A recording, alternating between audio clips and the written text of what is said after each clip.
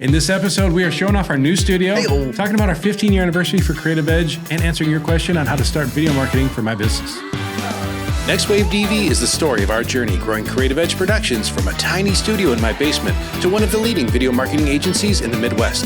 So join us on our continuing mission of mastering video marketing.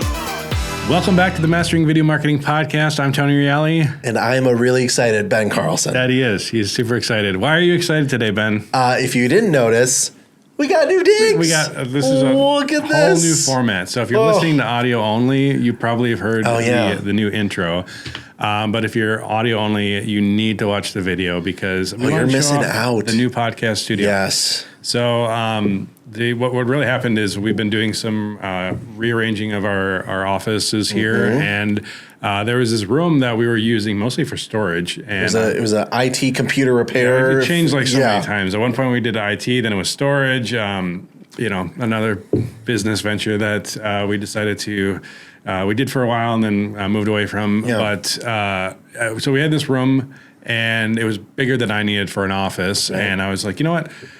Why don't we? Because if you guys watched any of our content, you might have noticed that, like, if you go far enough back, you'll notice the evolution of what my office turned into. Because back when we did our psych wall, how to build a cyclorama, you'll see like the first version of my office. So here's a little. What's the word I'm looking for? Shameless plug? No, when you go look for scavenger hunt. So here's our YouTube NextWaveDV scavenger hunt. So go watch the how to build a cyclorama. You'll see kind of the first version, very basic, and then jump to how I went from a $27 camera to a $30,000 camera, or $20,000. I forget the numbers anymore. It was a Red Epic. Anyways, you'll see a little Handycam and a Red Epic. So that was the kind of like another evolution of that. And then in some of our recent content, especially when I had longer hair, that was the most recent version of that office that I had done. And I had some cool LED lights in there and knickknacks and all that kind of stuff. But moving in here, I'm like, we've been doing a lot of content and we want to keep doing a lot of content. Yeah. So let's build the room from scratch. What would be the coolest podcast studio that we can afford? Yes. This is it. And that gives us a lot of options. Yeah. So again, if you're looking at the different camera views that you'll see, I've got a room divider behind me that's I've got a backlight. It looks cool. We got some, we got these TVs that are allowing us to have whatever background we want.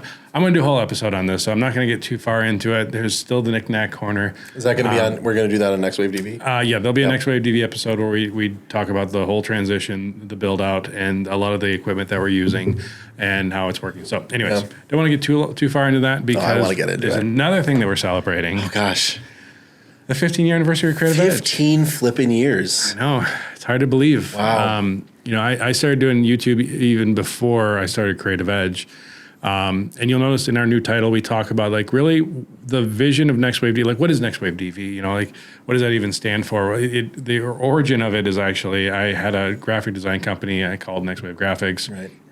And then when I started doing video production, I already had the YouTube channel called Next Wave Graphics. And so I changed it to NextWaveDV because I started doing stuff more about digital video. Now that term is kind of not used as much, but it's still relevant. It's digital video. It's just, I think, mini DV cameras, people look at it as a dated term. Yeah. But anyways, so then I started the production company. I started Creative Edge because, frankly, I was spending a lot of money on camera gear. Sure. And at that time, it was more to just write off all the expenditures of it. Yeah, I'm sure none of the audience could relate to that. Oh yeah. But if you're I'm not a tax expert, so please talk to a proper CPA. Yes. But one of the things that you can do when starting a new business is you can write off and take a loss for the first 3 years, and so it's a great way if you are spending money and you're getting started. It's a good excuse to have a business because you can buy equipment, you can write it off, and it can be that first period where like, hey, is this something I want to do? Sure. Yeah. Because a lot of people ask us all the time, like, should I go to college for this? And college is expensive. It's a big commitment. Maybe you're just finding out if this is something that you're interested in. And so I say, like, feel free to, instead of spending $20,000, $30,000, $40,000 on a degree that you may or may not use, spend $2,000 on a camera and some lights. At least first, start there. Yeah, let that be your starting point. Again, in my $27 to $2 camera video, I talk about, like, I had this little handy cam. I still have it on my shelf over there.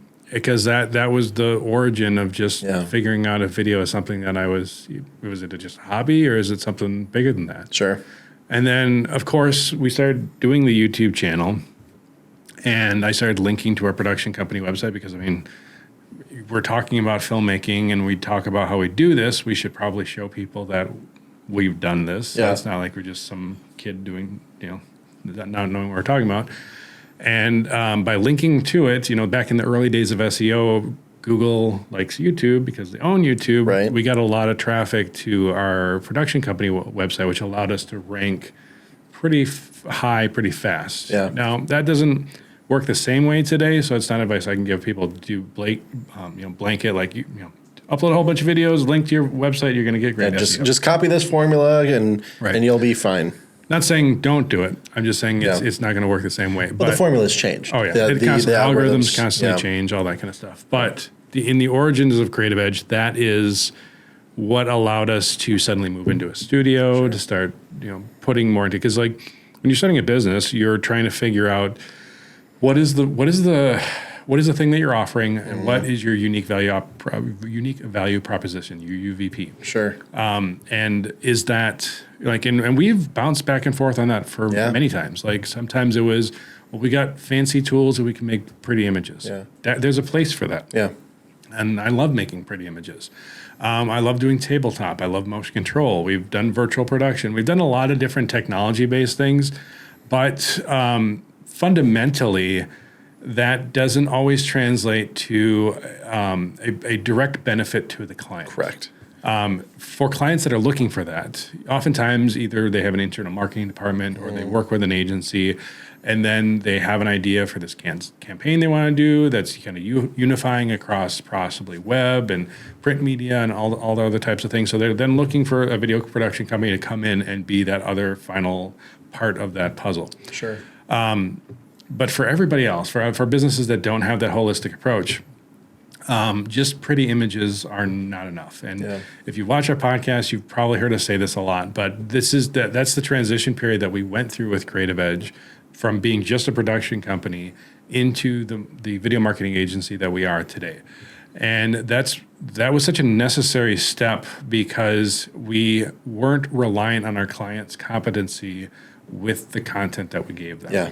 We now approach it from, we are going to come up with a marketing strategy that will work for your business, that will reach the target audience that you're looking for, that will allow the proper message, your unique value proposition, to come through. Right. And then allow video to be the medium we're conveying that strategy. Sure. And the cool thing about that is, we're able to then not be so reliant on how good are we at coming out with the next clever concept. Yeah. Because a lot of times, we hear, there's ad awards that happen all the time. We've got a few that we've won in the background here. They're neat, but I never got really hung up on ad awards, because all it's doing is saying you were the cleverest. Sure. Usually they're not celebrating the results. Yeah. I don't know how often I've seen ad awards where they're talking about, like, this brought in this much business to the company. This improved their revenue this much. Yeah. It's usually, that was really pretty, or it was really clever, or whatever like that. And you tell the story of the Burger King. Yeah, example. I mean, Burger King had it's an infamous ad where they had a Whopper and it was a Big Mac, or like just a regular McDonald's burger. And they showed how disgusting and moldy the Burger King burger could get, because it was made fresh.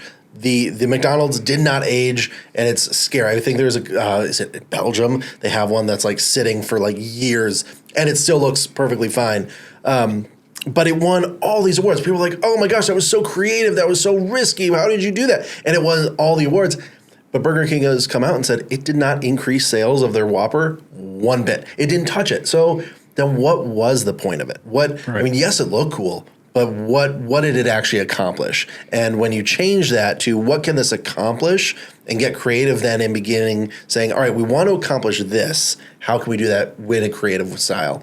I have a question for you. I mean, going back even further though, how many times have you come up with a really creative, original idea, you've pitched it to a client and they went, nah, I don't really see it? Yeah. So often we get so excited, and they're projects that we straight up just did not get, that we were really excited about. We love the concept for it. There are other ones that we got excited, and it took a while to get the client to wrap their mind around it. You know, one example we talk about the Pats video that we did, where and we did a filmmakers react to it recently a few months back, so you can check that episode out too. But in that we talk about how, like, when we were first pitching the idea to Pats Corp, this was over 10 years ago, probably 12 some years ago.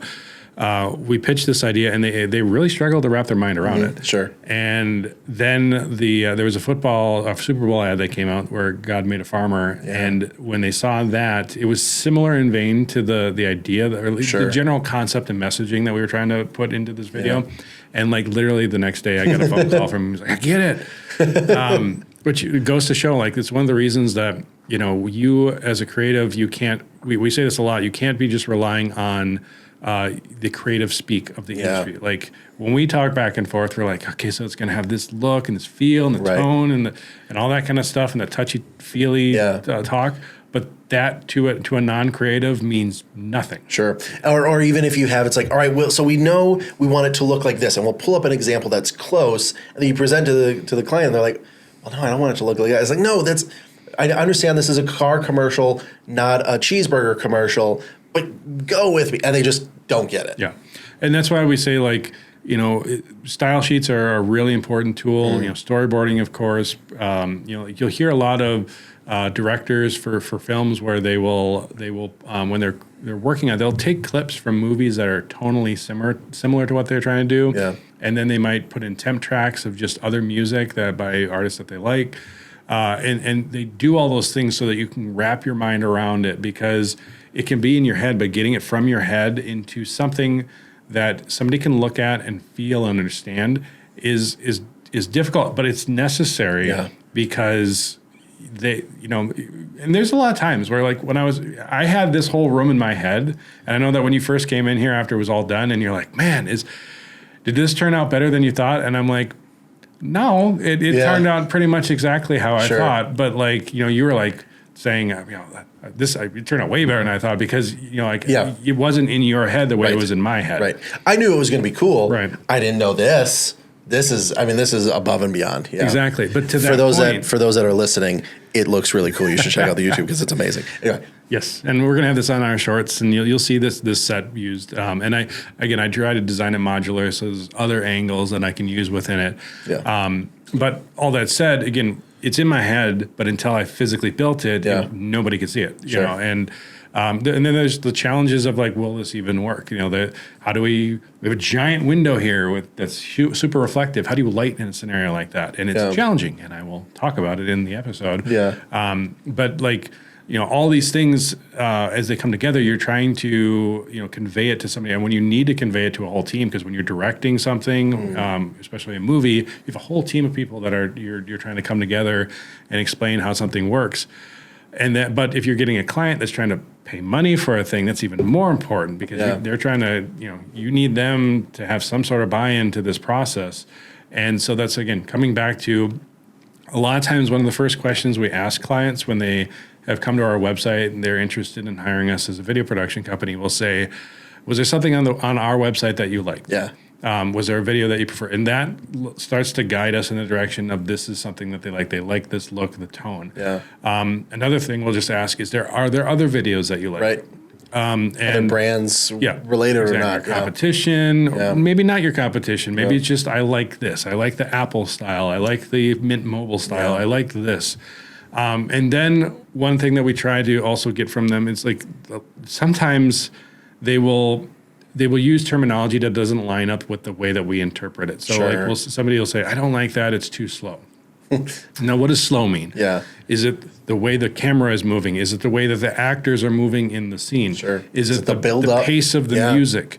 Is it how many cuts there are? Right. Is it the scene, the dialogue in the scene? Is it, like, there's so many things that can make something feel slow or make it feel fast. Yeah. And so that's something that we often have to talk to a client and pull out of them, because what I think is slow or what I interpret as slow in that, I mean, that doesn't feel slow to me at all, but it's, they just didn't like the music. Right. We had one where we had a client asking, well, we need, the music just needs to be more, it needs to be bigger, it needs to be kind of like faster. And we're like, I mean, it was a fast song that we had in there. And we said, all right, how about these, for example? And we gave them 3 examples. No, it needs to be just like more. Like, and we're like, do you have an example that you would like? And they sent us one, and it was, oh, you want more drums. Cool. Yep. It just wasn't driving enough. And so having that speak and being able to clarify really sets up the entire project. Exactly. Another story along that that we've told before. One time we were doing a project for a casino, and we were custom scoring that we had hired a composer, and they were custom scoring the music. And so we were asked, like, what were you wanting for this ad? And they specifically said in the email, it said Taylor Swift style. Yeah.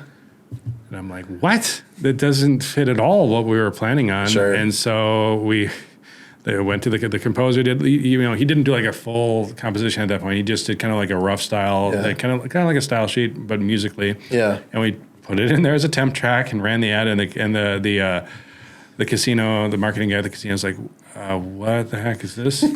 I'm like, you said Taylor Swift style, and he said Taylor Swift, the song style, which I hadn't heard of before, and you are more familiar with it, but which is not a country feel at all, which is what we had kind of sent there. So again, clarity is often important. Key. Yeah. All right. Well, this was a fun beginning conversation. One thing I'm going to note, too, for those of you that have watched our podcast before, we're going to try and keep these episodes a little bit more condensed so that we're going to try and get out from bi-weekly to weekly now. Oh, boy. So that's going to be a fun challenge. We got it. I will shoot in this any day, all day, every day. Yeah. So you might even get like 2 or 3 just for fun, just because we want to. We are cutting out the pop culture corner because we want to stay on topic a little bit more. But we're adding a new segment in. And it is the You Ask, We Answer. So feel free, write down in the comments any questions that you have, whether it's video production, video marketing. One that came up recently that we get a lot is, as a small business, I want to get into video marketing. What are the first steps that I should take, and what equipment do I need? Okay. And so this is something I'm glad that this person is actually thinking in this moment, because that's honestly one of the biggest things that we run into is trying to get companies with the buy-in of the understanding that this is important. Yeah. We need to be doing this. Right. We should be creating this content. Yeah. A lot of times we will often say that, how can you expect people to know you exist if there's no content for them to discover you? Right. The other side of that equation, too, is that, if somebody walked through the front door of your business and said, hey, I got a question about the services or products that you offer.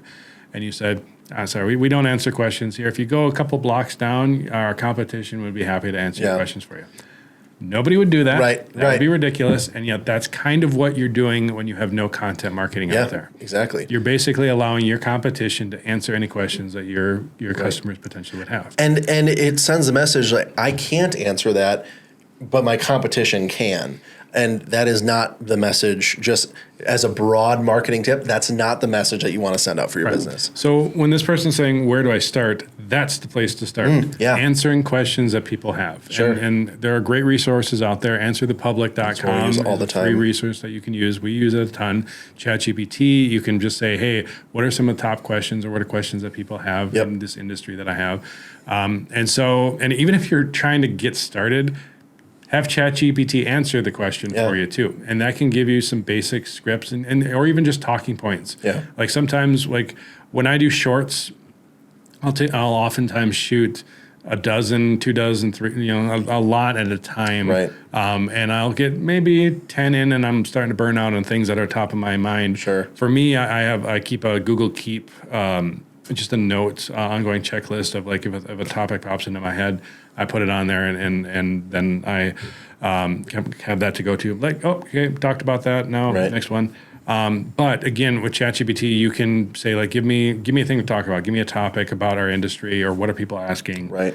And then that allows you to be that expert because that big part. I mean, heck, one of the reasons that we do this podcast is we want to give back and we want to help answer questions that you guys have, but it also allows us to showcase our expertise.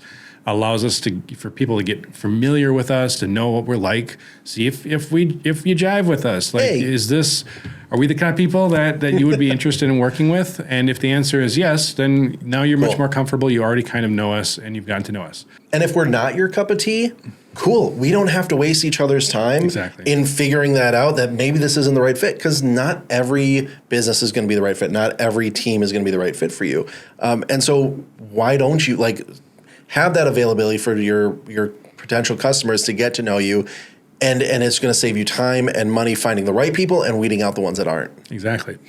And then the other question is, what should I buy? What kind of equipment should I start with? I mean, your phone is the first answer to the question. The old adage is the best camera is the one that you have on you. Exactly. Yeah. And I mean, phones do a great job, frankly. Yep. You don't have to have a super high-end camera to do great content. Because of this type of content, answering these questions, if you go to YouTube and you're looking for a solution to a problem, you're typically not going, oh man, how well was that shot? Right, yeah. You're now... Yes, people will judge the quality of your video. If it's more important that your audio is good than anything else. So start there. Get a good basic microphone. We've talked. There's a few examples. We have this little Ulanzi microphone, USB microphone. I'll put a link in the description of this video. We just clip it right into the bottom of your phone. Little lapel pops onto your shirt. And the audio quality is way better than what's on your phone, and you can be set back from it. You don't have to be right on the phone. Right. Newer phones have a mode called Portrait, which is both in photo, but it also, a lot of them have it in video too, and it kind of defocuses the background, gives you that look of like a shallow depth of field lens, kind of like you have. Like what we're shooting on here, these are Sony ZV-E10s, which are very affordable. They're not the perfect camera. There are limitations. We oftentimes run into overheating problems if we're recording for a long time. But it's not the best camera for production, but it is still a great option for being inexpensive and having like multiples like this. You still then need to get a good lens and that type of stuff. So you can use that portrait mode on your phone and get a nice kind of shallowish depth of field look to it. Sure. And a good microphone and of course a good light. Now, the big thing I say with a light is don't just get a small little tiny thing because it's going to look unflattering. You're going to get like harder shadows. It'll be bright. Face. Sure. Yeah. It'll expose for you, but like get something that's a little bit bigger, like a 1 or 2 foot light if you can. Nice soft box because it'll be more flattering on you and it'll just look better fundamentally. You can get a cheap 12 by 12 LED panel, soft panel, I've seen them for like $30. They really don't have to be anything crazy. Yeah. The key thing though is the gear is important, but focus your energy on providing value to your audience. Yes. The easiest test is would I want to watch the video I just made? Is the content good enough for that? And if the answer is no, then don't upload it and try again. Sure. But I also just, add the caveat that, your first is going to be your worst and, let that happen because you're going to get better over time. You'll get more comfortable. You'll get more knowledgeable. You'll just know about the topic. One thing that's, there's an old adage, those who can do and those that can't teach. Yep. And there is some truth to that. But I also say when you have the challenge of teaching something, you learn more about it. Right. You will absorb more information because you internalize that process. Yeah. You'll internalize it. You'll recite it in your head more often, so then it becomes more top of mind. It'll challenge you to come up with new solutions and new answers that you may not have thought of.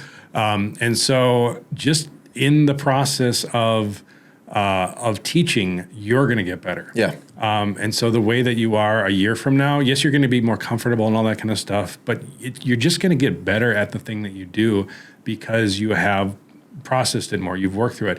There are so many times where I didn't know a solution to a problem until I just sat down and thought it through. Sure. And really, came up with it. And somebody asked me a question and I didn't know the answer, and then I started talking about it, and the answer came out of the conversation that we had. Yeah. And so I think that's a valuable insight that, be okay with, you may not be the top level expert that's okay. You might still have an insight to this topic that's unique from your perspective and can still be valuable to the audience that is looking at it.